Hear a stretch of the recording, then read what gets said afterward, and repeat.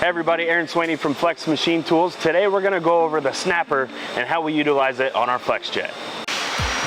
The first manual function that we're going to talk about with the camera is adding just a single picture.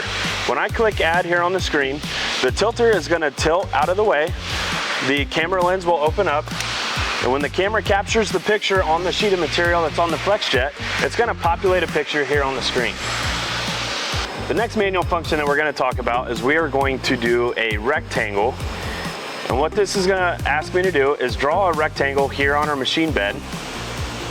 And when I click the 2 points that I want to capture, the machine is going to create a grid here on the screen, and the snapper is going to go to each one of these magenta points that you see here on the screen, snap an image, and it's going to automatically stitch these images together. These images could then be used later on where we can drag and drop a program directly on the images here on the screen.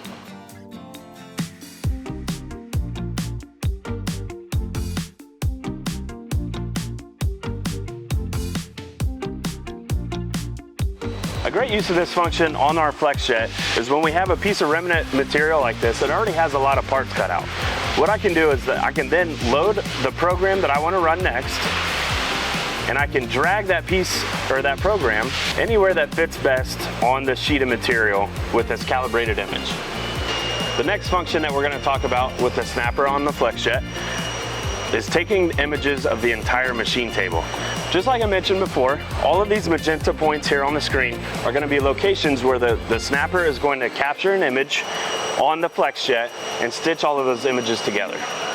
Adding the snapper to your FlexJet could greatly reduce your setup time as well as your scrap rate on your materials. If you want to learn more about the options that you can add to your FlexJet, visit our website at flexmachinetools.com, and don't forget to follow us here.